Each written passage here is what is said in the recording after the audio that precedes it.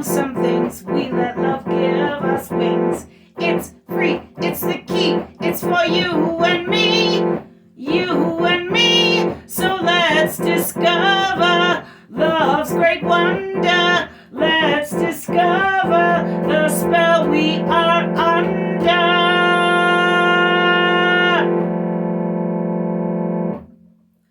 Love!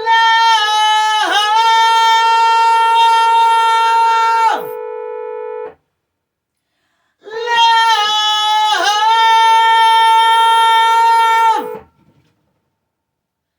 With Mililli. Love. Hello. I'm Merlin. Mililli. Welcome to the Love Show, where we grapple with the question, what is love?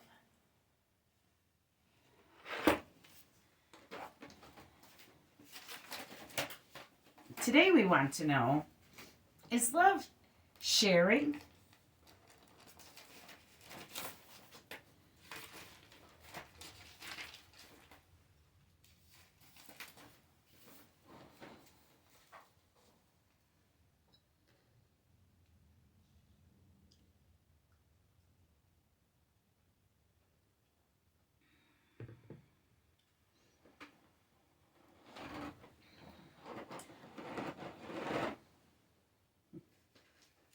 Episodes. It's just season 6. I once helped to run a free kitchen called Share Kitchen. That's why I started running free kitchens, because I liked sharing. I believed in sharing. That first kitchen in 1999 was at the National Rainbow Gathering in Pennsylvania in the Allegheny National Forest. The Share folks were cool. They still have a Share festival, but there are no dogs allowed, so I've never been able to go. It's a private event, though. I used to get invitations, but they've stopped sending them because I never go. Not that I didn't want to. I totally wanted to. I could never find a way to go without my dog. Or dogs.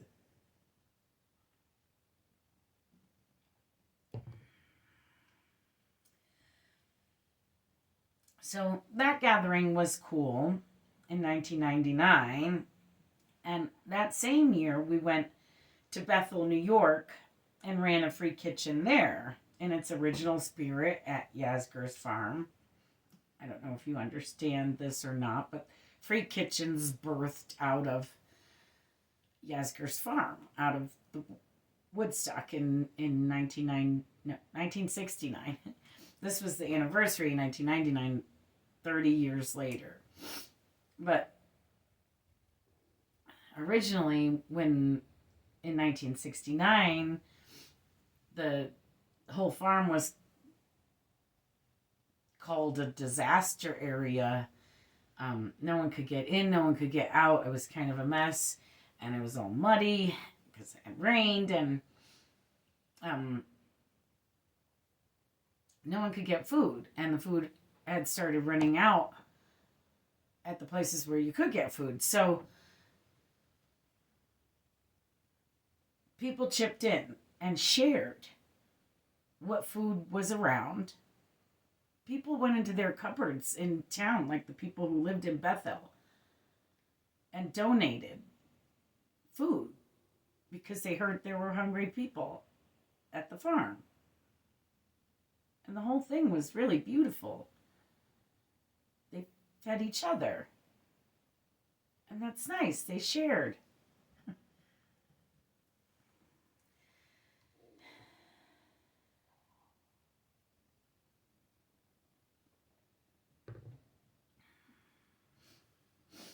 So we had gone to the burning and pillaging Woodstock in 99 also. But I only fed one person there for free. she looked so hungry and thin, and she didn't have any money. So I fed her anyway. That felt like love.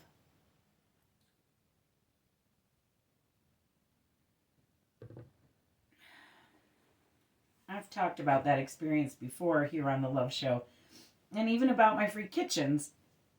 But I've also spoken before here on the Love Show about how we have proven on many a love show now that love is not sex. Sex is not love, and I never mean sex when I say love. So, there's that.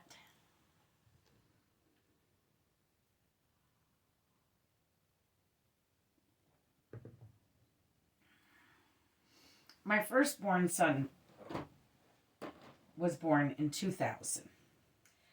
So I went right from that kitchen in 99 to raising my first child. Then when he was 3, his father's first child came to live with us. She was 13 and hell on wheels, and her mother couldn't handle her anymore, so we took her in. Against her wishes, they moved her from California to Connecticut and didn't tell her beforehand. She thought she was just coming for a visit. So I didn't like all that, but she wasn't my kid, so I didn't really have any say in it.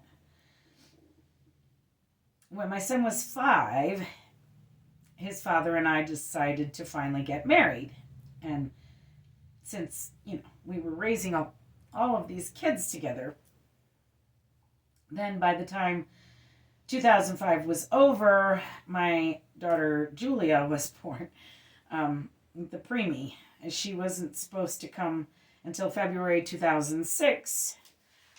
Then by February 2006, I was pregnant with my second daughter.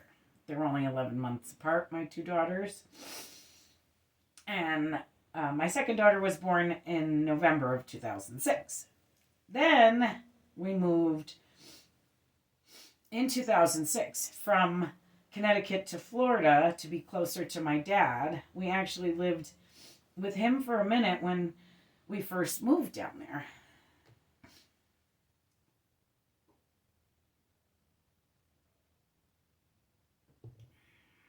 In 2006, my husband's daughter was 16.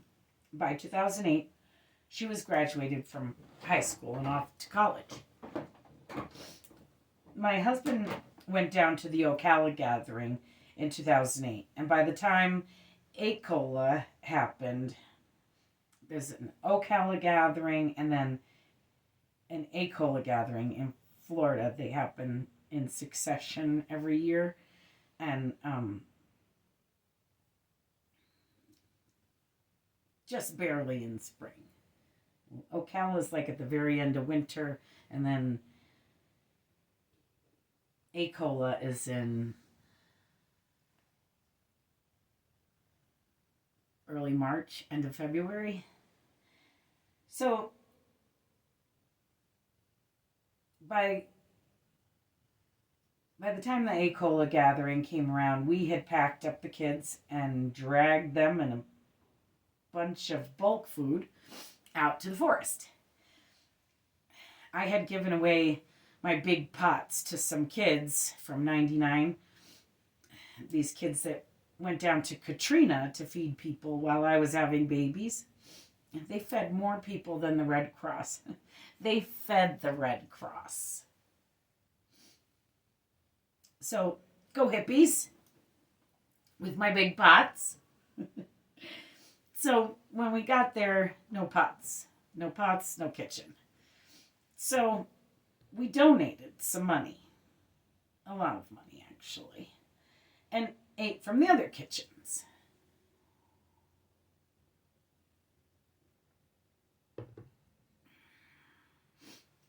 Getting to know a whole new crew of hippies.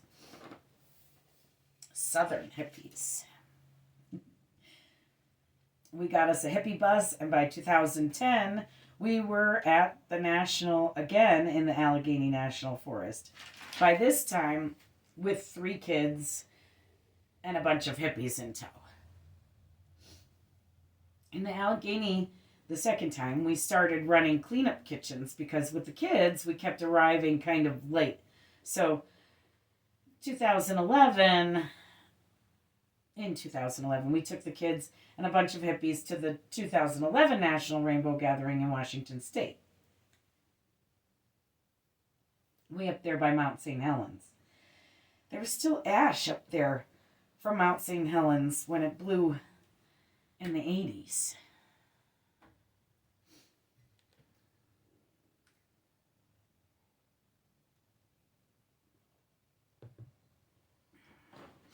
Washington was beautiful by the time we got there. We had a hippie bus and an RV. So we had a full kitchen in the RV. We, as usual, were late though. So we ran a little kitchen off the road called Two Sticks Rest Stop, which ended up being a cleanup kitchen also. And we just set it up in the space between the RV and the bus. And the bus's name was Beulah, and the RV's name was Winona. We had a couple of RVs since then. Two Sticks, like I said, became a cleanup kitchen. And, you know, I actually liked living in the RV, especially with the kids when they were little. They fit just fine. And we took them so many places. So many places. We had homeschooled them for these years, though the girls weren't really old enough for school. We were schooling them anyway. I remember my son doing his schoolwork at a table on a black sand beach near Big Sur here in California. I wish I could have done my schoolwork on a black sand beach by Big Sur in California. I did not get that privilege.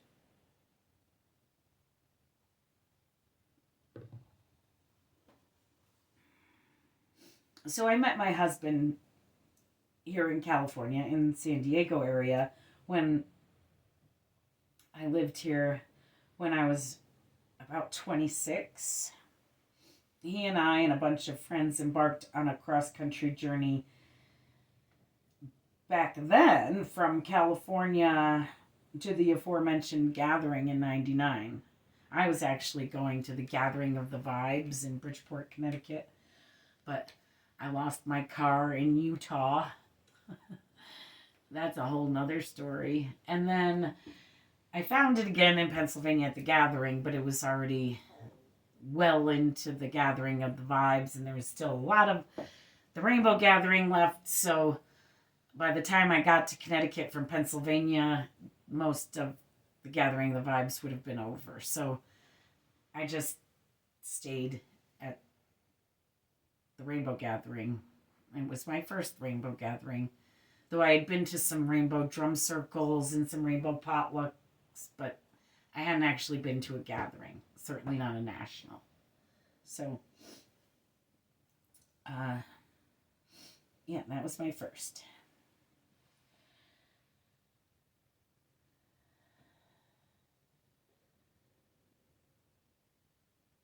So we went back to San Diego in 2010, and when we were not received very well by friends and family there, we ended up in Slab City. Not recommended. But nonetheless, we fed people there. At first, I took one night at the Karma Kitchen run by Angel and Scooter and fed people there.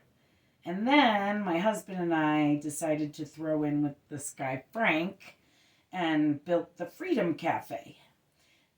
We set up a ton of solar panels and served coffee and tea and dinner at sunset, and we had internet for free. It's still running, I think, so I've heard. Slab City Freedom Internet Cafe.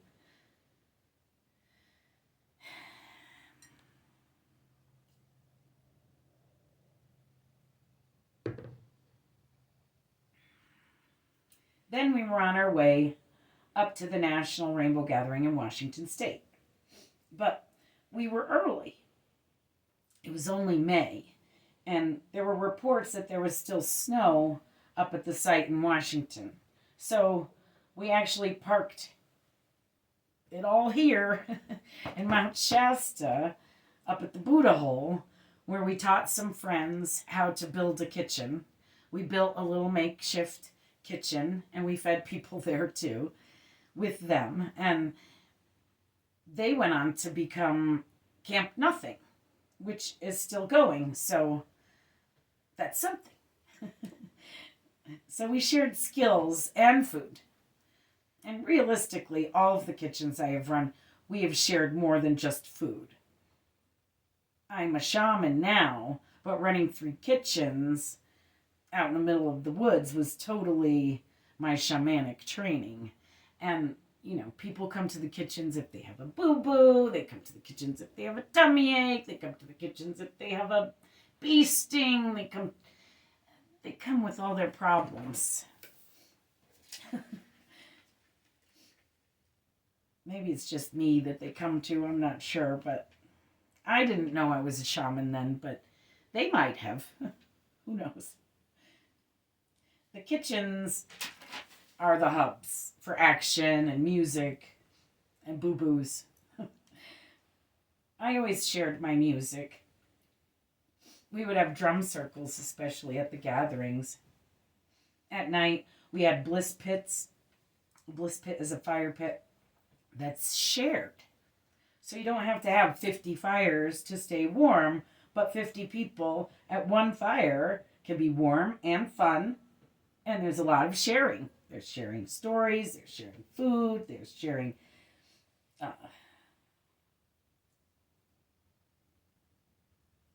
drink, coffee, tea.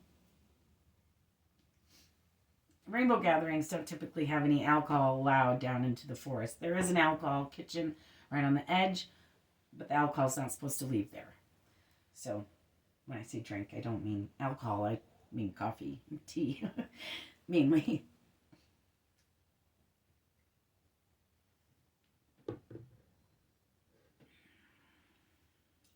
Stories are my favorite things to share, which is why I'm telling you mine, because love is sharing.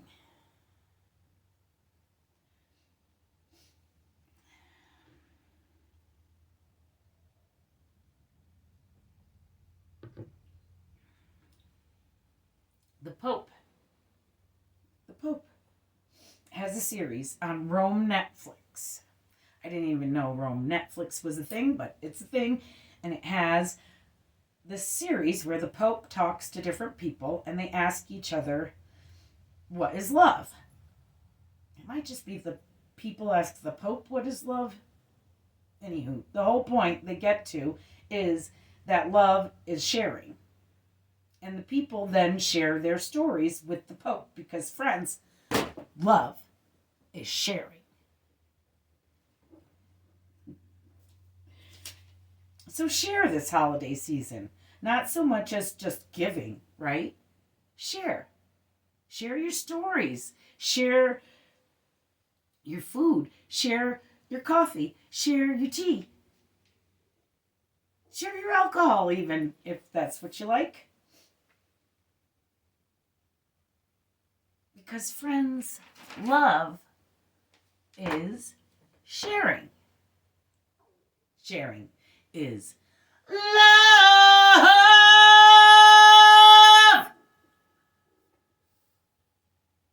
I love you. Thanks for watching. Be grateful for sharing. I am grateful for sharing because sharing is love. Get out there and share.